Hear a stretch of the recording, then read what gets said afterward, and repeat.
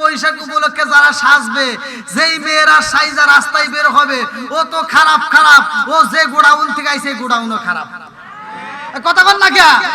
আর আপনাদেরকে বলি, যারা এই পয়লা বৈশাখ উপলক্ষে যারা পান্তা ইলিশ খাওয়ার জন্য ব্যস্ত হবেন, আগামী কালকে ছেলে মেয়েকে আপনার পরিবার পরিজনকে খাওয়ানোর জন্য পয়লা বৈশাখ উপলক্ষে আপনি যেই বাজার করে খাওয়াবেন, সব বাজার আপনার জন্য হারাম হবে। আমি দলিল দিয়ে কথা বলতে, ভালো করে শুনে নেন, রাগ করেন না ভাই, ভালোর জন্য বলতেছি। আপনি পরিবারের জন্য যা কিছু ব্যয় করেন, আপনি যা কিছু ব্যয় করেন, আজকে মসজিদে দান করলে যেই সওয়াব, তার চেয়ে বেশি সওয়াব হবে আপনার পরিবারকে যদি আপনি খরচ করে খাওয়াইতে পারেন। কিন্তু এটা পয়লা বৈশাখ উপলক্ষে করা যাবে? একসাথে বলেন। আপনি পয়লা কালকে খান, ইলিশ খান, বাধা নাই, কিন্তু পয়লা বৈশাখ উপলক্ষে এটা খাইতে পারবেন? কথা কি বুঝতেছেন? এই উপলক্ষে খাওয়া যাবে না? রাগ করতেছেন আপনারা? হুজুর ওয়াজ ওইটাই ভালো ছিল, এখানে যদি একটু না বলি তাহলে কিন্তু আবার হক আদায় হবে না। কথা কোন ঠিক কিনা? তাহলে এগুলো জানার দরকার আছে না নাই? এই যুবকরা আওয়াজ দাও, আছে না নাই? আজকের মাহফিলে কিন্তু যতগুলো যুবক আসছে, প্রত্যেকটা যুবকেরা হলো নেক বাপের নেক বেটা। আল্লাহ পাগলদেরকে কবুল করুক, সবাই কোন আমিন। আর একটু জোরে কোন আমিন। আচ্ছা, আমি কি কাউকে কষ্ট দিয়ে কথা বলতেছি? আমার কথা কি কষ্ট পেতেছেন? এখান থেকে একটু শিক্ষার দরকার আছে না নাই? আল্লাহ কবুল করুক, সবাই কোন আমিন। বন্ধুরা রে আমার মুরব্বি বাবারা ভালো করে শুইনা নাও, এবারে আল্লাহ ডাক দিয়া কই খলিল, এইখানে রাখা যাবে না। এই মুহূর্তে দুজনকে দুই জায়গায় রাখতে হবে। এইখানে হাজেরাকে নিয়ে যাইবা, যেইখানে মানুষ নাই, যেইখানে কোনো মানুষ নাই, এমন একটা জায়গায় নিয়ে যাইবা। আরে যেই জায়গায় নিয়ে যাই রে আমার মুরব্বি বাবারা, আমার সোনার যুবকের দলেরা ভালো করে শুইনা নাও। এখন আসবে কষ্টের কাহিনী। এইবার ইব্রাহিম নবী হাজেরাকে নিয়ে রে বন্ধু, যেই জায়গায় মানুষ নাই, আপন বলতে কিছুই নাই, এমন একটা মরুভূমি এলাকায় যাইয়া হাজেরাকে ডাক দিয়া কয়, হাজেরা এখানেই তুমি থাকবা, আমাকে আল্লাহর হুকুমে আবার যাইতে হবে। এই মুহূর্তে সারার কাছে আল্লাহু আকবার। হাজেরা ডাক দিয়া কয়, স্বামী গো আপনি যাবেন, আমার কোনো দুঃখ লাগাই, এই মুহূর্তে আমি ছোট্ট বাচ্চাটাকে নিয়ে কেমনে থাকবো, আমার কাছে কোনো খাউন নাই। ও স্বামী গো, আপনি আমাকে রাখতে চাইছেন, আপনি আল্লাহর হুকুমে যাবেন, আমি আপনাকে বাধা দিতে পারবো না, তবে আপনি যান, আপারে যাই আমার পক্ষ থেকে সালাম দিবেন। আল্লাহু আকবার। আমার পক্ষ থেকে আপারে সালাম দিবেন, আল্লাহর হুকুম পাইলে আপনি আবার চলে আসবেন। এইবার ইসমাইল আলাইহিস সালামকে নিয়ে থাকা শুরু হয়ে যায়। লম্বা একটা ঘটনা, কিছুদিন পার হয়ে যায়, যেই কাছে যতটুকু পানি ছিল শেষ হয়ে যায়। এইবার ইসমাইলের মুখে খাউন নাই, জনম দুকুনি মায়ের পেটে খাউন নাই রে ভাই। মায় কান্দে আর ডাক দিয়া কয়, আল্লাহ আমার পেটে খাউন নাই তাতে কোনো দুঃখ নেই, কিন্তু আমার সন্তানের পেটে খাউন না থাকলে আমি জনম দুকুনি মাস হইতে পারি না। জনম দুকুনি মাস ইসমাইলকে যখন বুকের সাথে লাগায়া দুধ পান করাইতে চায়, এক ফোঁটাও দুধ পাই না, মুখটা শুকাইয়া যায়, ছোট্ট বাচ্চার জিহ্বাটা শুকাইয়া যায়, ঠোঁটটা শুকাইয়া যায়। জনম দুকুনি মা এইবার নিজের জিহ্বাটা সন্তানের মুখের ভিতরে ঢুকাইয়া ঢাকা দিয়া কয়, আব্বা আমার জিহ্বাটা তুমি টান দিয়া দাও, আমার জিহ্বা থেকে একটু রস বাইর করে খাও। জনম দুকুনি মা সন্তানের মুখের ভিতর যখন জিহ্বা ঢুকাইয়া দেয় রে ভাই, কাজ হয় না, দুইটা জিহ্বা শুকাইয়া গেছে রে বন্ধু। এইবার জনম দুকুনি মা সন্তানের মুখের দিকে তাকায়া সহ্য করতে পারে না, একটু পানির দরকার, পানি কোথায় পাই? জনম দুকুনি মা সন্তানরা পানি পান করাইলো, এইবার ডাইলে তাকাই পানি পানি নাই। এইবার এদিক সেদিক তাকাইয়া এইবার দূর প্রান্তে তাকায়া দেখে একটু ঝিকিমিকি দেখা যায়, যেইখানে চিকচিক করে ওইখানে আসলে মূলত পানি নয়। মুফাসসির কিরামরা লিখতেছে ওইখানে মরুভূমি বালিতে রোদের তাপ লাগার কারণে চিকচিক করে। জনম কোনি মা দূরের দিকে তাকায়া দেখে চিকচিক করে গো, মনে হয় ওখানে পানি আছে। এইবার সন্তানরে মরুভূমির ভিতর রাইখা পানি আনতে যায় রে। জনম কোনি মা যখন সাফা মারওয়ার দিকে রওনা দেয়, হাজিরা পর্যন্ত যায় দৌড়াই। কারণটা কি ভালো করে শুইনা নাও। জনম কোনি মা দৌড়াইতে দৌড়াইতে এইবার যখন হাজির হয়ে যায়, ছায়া দেখো ওখানে পানি নাই। আসলে তো এটা পানি না, এটা হইল বালি চিকচিক করতেছে রোদ লাগার কারণে। এইবার মারওয়ার দিকে তাকাইছে, সাফার দিকে মারওয়ার দিকে, এইবার তাকায় দেখো ওখানে চিকচিক করে। আবার যখন দৌড়াইছে এই মেয়েটা ওলা কেসে পাগল বেশে সন্তানের জন্য পাগল হয়ে যায়। আঁচলটা এরকম ভাবে পিছনে এরকম ভাবে আঁচলটা ঝুলতেছে, আঁচলটা ছাইরা দিছে রে।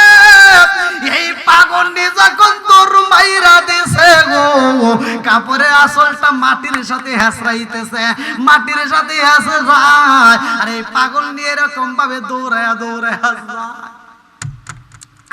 আমার আল্লাহ ডাক দেখায়া জিবরাইল তাকায়া দেখ আমার পাগলনি কেমনে দৌড়ায়। ওর কাপড়ের আঁচলটা পইরা গেছে, মাটির সাথে হেসরাইতেছে। পাগলনি বোঝে না সন্তানকে পানি পানি করাইব, পানি নাই। ওইখানে তো বালিটা চিকচিক করে। এই পাগলনি দেখার জন্য আবার রওনা দিছে। তাকায়া দেখ আমার কাছে অনেক মজা লাগে। সুরসুরি কন্যা এই পাগলনি যখন দৌড়ায়া যায়, কাপড়টা মাটির সাথে আশ্রয়া যায়। আল্লাহর কাছে এত মজা লাগে রে ভাই। এইবার সেখানে যায় দেখে পানি নাই। আবার মারওয়ার থেকে সাফার দিকে তাকাইছে, ওখানে আবার চিকচিক দেখে মনে করে ওখানে বুঝি পানি আছে। আবার দৌড়ায়া যায় এরকম ভাবে, একবার সাফা একবার মারওয়া, একবার সাফা একবার মারওয়া। এই দৃশ্য দেখা জিবরাইল কান্দে আর কয় আল্লাহ তোমার পাগলনি কেমনে দৌড়ায় রে আল্লাহ। ও মালিকে তাকায়া দেখনি কাপড়ে আঁচলটা আশ্রয় যায়, পাগলনি তো পানি পায় না। আল্লাহ ডাক দিয়ে কয় জিবরাইল আমার পাগলনি পানির জন্য দৌড়ায়। আমি আল্লাহর কাছে এত মজা লাগেছে গো, এই মুহূর্তে আমার কাছে এই দৃশ্যটা এত ভালো লাগেছে। কিয়ামতের আগ পর্যন্ত যতগুলো হাজিরা হজ করতে আইব তারাও এই জায়গাটাই শুধু দৌড়াদৌড়ি করবে। আমি আল্লাহর কাছে মজা লাগবে। এটা কিয়ামতের আগ পর্যন্ত আমি আল্লাহ জারিও কায়েম রাইখা দেব। জোরে জোরে কন্যা সুবহান।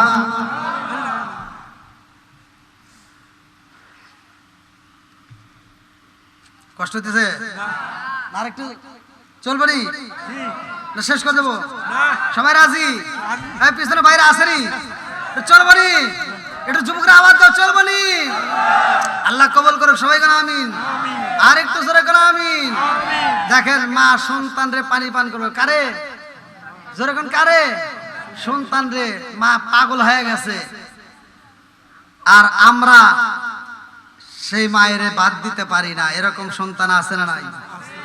একটা মা 10টা সন্তানের মুখে খাবার দিছে, অথচ 10টা সন্তান মিলে একটা মায়ের মুখে খাবার দিতে পারি? বন্ধুরা রে আমার রাজার দোষে রাজ্য নষ্ট, প্রজা কষ্ট পায়, নারীর দোষে সংসার নষ্ট, স্বামীর কষ্ট হয়। কোন কথা ঠিক কিনা? ভুনে চলে বম্বাদুরি সাউ চলে তার বুকে, এমনি মায়ে সংসার না পড়লে খাসার দুঃখে। বিদেশেতে কারো যদি ছেলে ময়রা যায়, পশু পাখি জানার আগে আগে জানে মায়। সরসরে কোন কথা ঠিক কিনা? কালা গরু ধলা গরু একই রকম দুধ, শরীর হতো। জোরে জোরে কোন কথা ঠিক কিনা বন্ধুরা রে আমার, ইসমাইল আলাইহিস সালাম রে সেই কালে শোয়া রাখছে রে ভাই, আল্লাহ ডাক দিয়া কয় জিবরাইল আর দেরি করা যাইব না, ইসমাইলকে সেই জায়গাটাই শোয়াইছে, সেই জায়গাটাই ইসমাইল রে শোয়া রাখছে গো, ওর পায়ের আঘাতে ওইখান থেকে একটা পানির ফোয়ারা জারি করতে হইব, সেই পানিটার নাম কূপের নাম হইল জমজম কূপ। জোরে জোরে কন্যা এইবার যখন পানি তোলা হাজেরা দেখা মতো দৌড়ায় আইছে রে ভাই, পাথর দিয়া চারদিক দিয়ে বেষ্টন দেয়, কাম হয় না, পানি শুধু বের হয়, বের হতেই থাকে। এইবার হাজেরা যখন বইলা পালাইছে পানি থামতে বলছে, যখন জাম জাম বলছে সঙ্গে সঙ্গে থামে গেছে। জোরে কোন সুবহানাল্লাহ। এইবার থামার কারণটা কি ভালো করে শুই না নাও, ওই মুহূর্তে যদি থামতে না বলতো রে ভাই, ওই পানি দিয়ে তামাম পৃথিবী তলায়া যাইতো, তবুও পানি শেষ হইতো না। লম্বা একটা ঘটনা, কিন্তু আমি মূল পয়েন্টগুলো আপনাদের কাছে জানায়া যায়। এইবার হাজরা আলাইহিস সালাম রে আমার আল্লাহ ওইখানে কিছু খেজুরের বৃক্ষ দেয়, লম্বা একটা ঘটনা। তার সন্তান তারে নিয়ে আস্তে আস্তে বড় হয়। এই সন্তানটা যখন হাঁটা চলাফেরা করে, আব্বা আব্বা করে ডাকে। ইব্রাহিম আলাইহিস সালামের সন্তান এইবার ইসমাইল ডাক দিয়া কয়, আম্মা গো ও মা, ডাইনে দেখি বাড়ি হয়ে গেছে, বামেও তো বাড়ি দেখা যায়, ও মা আমি জানতে চাই আমার বাবা কোথায়, আমার বাবা কোথায়? সালাম তো কোনি মা, বাবার কথা বললে চোখের পানি পালায়া কান্দে। এইবার ইসমাইল আলাইহিস সালাম বুঝা বাড়াইছে, বাপ বুঝাইব না। যেদিন ইব্রাহিম আলাইহিস সালাম বাড়িতে আইছে রে ভাই, এইবার হাজরা আলাইহিস সালাম সন্তানরে ডাক দিয়া কয়, বাবা ইসমাইল এতদিন আমারে যেই প্রশ্ন করেছিল রে বাবা, ও বাবা গো তোমার প্রশ্নের তো উত্তর দিতে পারি নাই, আজকে তোমার প্রশ্নের উত্তর দেব। আল্লাহু আকবার। জানন্দ কোনে মাটা দেখই বাবা ইসমাইল, তুমি শুধু বাবা বাবা করে কান্ত, আজকে আসো তোমার বাবারে দেখে নাও, আটটা বরে দেখে নাও, এটাই তোমার বাবা। এইবার ইসমাইল আলাইহিস সালাম জনম দুখনি মায়ের কাছে শুই না বাবার গলাটা ধরায়া ধরছে গো। এইবার আব্বার ঠোঁটের উপর চুমা মাইরা দেয়, গালের উপর চুমা দিয়া দেয়, ঠোঁটের উপর চুমা দিয়া দেয়। ইসমাইলের দিকে তাকাইয়া ইব্রাহিম নবী কান্দে আর কয়, আল্লাহ এত সুন্দর আমারে তুমি নেক বেটা দান করছো। এইবার তার বুকটা জোড়াইয়া যায়, সন্তানরে কোলের ভিতর নিয়ে আনসায়া ঘুমায়। এইবার সন্তানের দিকে তাকায়া কথা বলে, সন্তানটা একবার মায়ের কাছে যায়, একবার বাবার কাছে যায়। আরে এইবার ঘরের ভিতর আমার আল্লাহ তাকায় দেখে আনন্দের ঢেউ হয়ে যায় রে ভাই। আল্লাহ এইবার ঘুমের ঘরে একটা স্বপ্ন যুগে দেখায়া দেয়, ও ইব্রাহিম এই মুহূর্তে আমার রাস্তায় তোমার সবচাইতে প্রিয় বস্তু কুরবানি করতে হবে। আল্লাহু আকবার। বাবা যখন স্বপ্নে দেখে কুরবানি করতে হইব, সকাল বেলা দুম্বা কুরবানি দেয়, কাজ হয় না। পরের দিন স্বপ্ন দেখে তোমার প্রিয় বস্তু কুরবানি করতে হইব, আবার কুরবানি করলো। এইবার উট দেয়, কাজ হয় না। দুম্বা দেয়, কাজ হয় না। এইবারে আমার আল্লাহ ডাক দিয়া কয়, খলিল তোমার সবচাইতে প্রিয় বস্তুটারে কুরবানি দিতে হইব। এইবার ইব্রাহিম নবী কান্দার কয়, আল্লাহ আমি বুঝা পালাইছি আমার ভালোবাসার মানুষ হইল আমার সন্তান, কারণ এই বয়সে আমি সন্তান পাইছি, আমার এই সন্তানকে আমি সবচাইতে বেশি ভালোবাসি। আল্লাহু আকবার। তাহলে আমার সন্তানটাই বুঝি কুরবানি দিতে হইব। লম্বা একটা ঘটনা কি শুনবেন আপনারা? সবাই শুনবেন তো না কষ্ট হইতেছে? লম্বা একটা ঘটনা রে ভাই।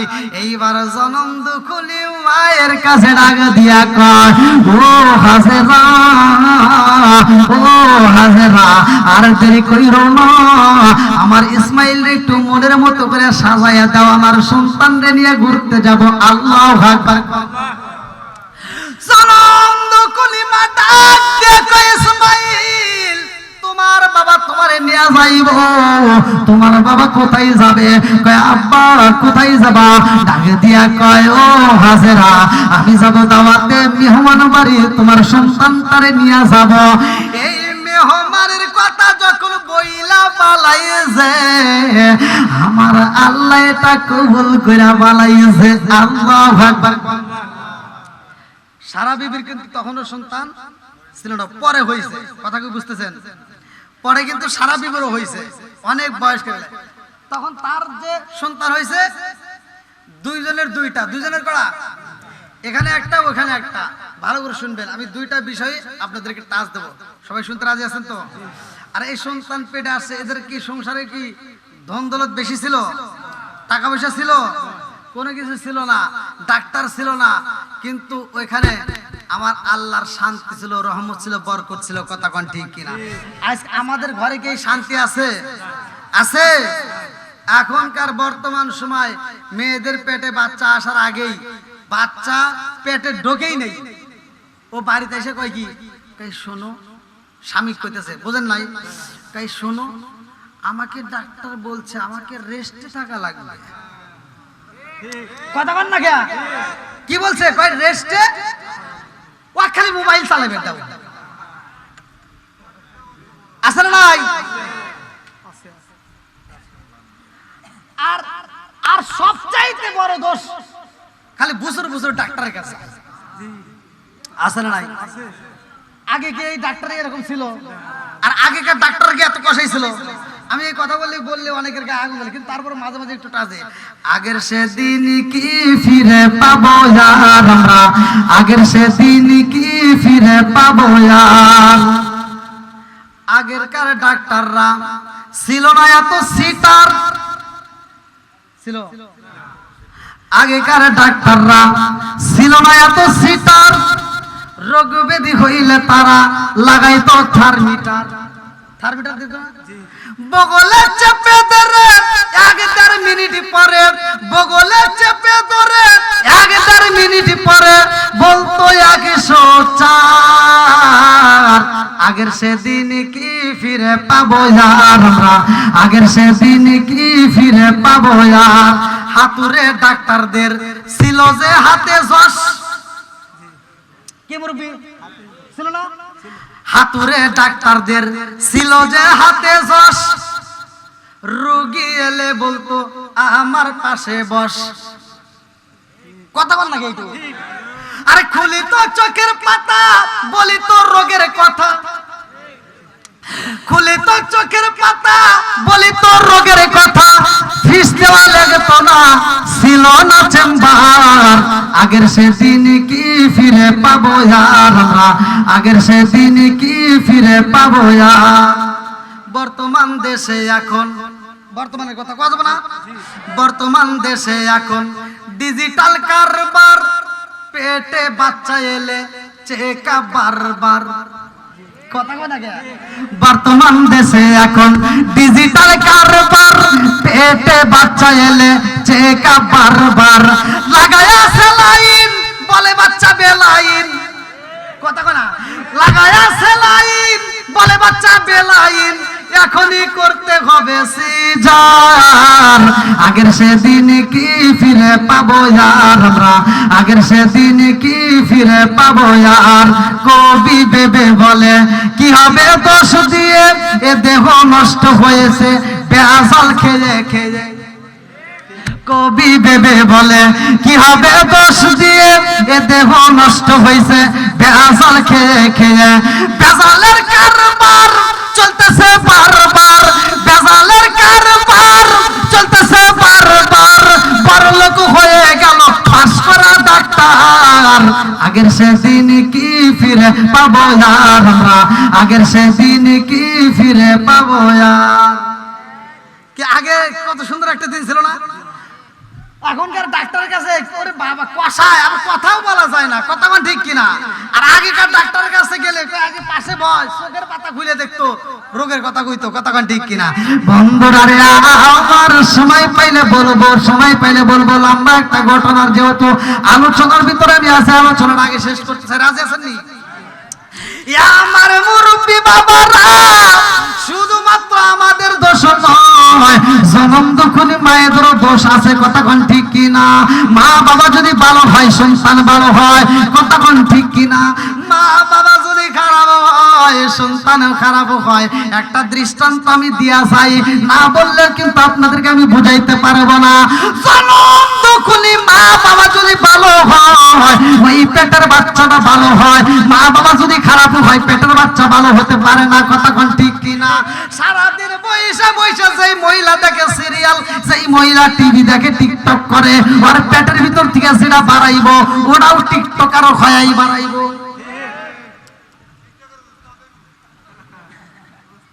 না রাগ করতেছেন আবার?